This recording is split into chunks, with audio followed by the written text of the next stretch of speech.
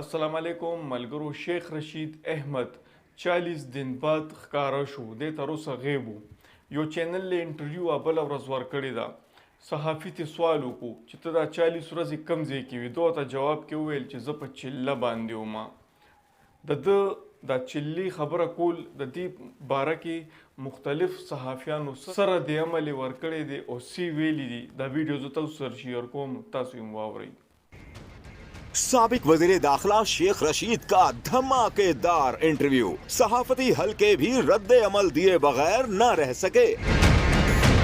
शेख रशीद के फरमाइशी इंटरव्यू पर मंसूर अली खान को दुख भरा शेर याद आया। रऊफ क्लासरा ने आर्मी चीफ को अवामी सियासतदान से सीखने का मशवरा दिया। शिफा यूसुफजई और मलिहा हाशमी ने तंज के तीर चलाए, जबकि आरिफ हमीद भट्टी ने अच्छे खासे संजीदा इंटरव्यू को लतीफे से जोड़कर सारा सियासी मजा ही किरकिरा कर दिया।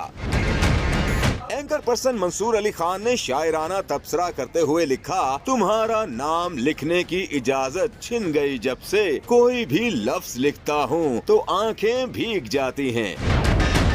रऊफ क्लासरा शेख रशीद को समझदार करार देते हुए बोले, वो मुनीफ फारूक के साथ इंटरव्यू में सर्विंग आर्मी चीफ का नाम जनरल आसिम मुनीर साहब ले रहे हैं, लेकिन रिटायर्ड जनरल कमर जावेद बाजवा को सिर्फ बाजवा कह रहे हैं। General Asim Munir news تاسو واورئ. امید ده چې تاسو ډېر خوښ شوي. چینل باندې چې څوک نوي دي زموږ چینل هم ضرور سبسکرایب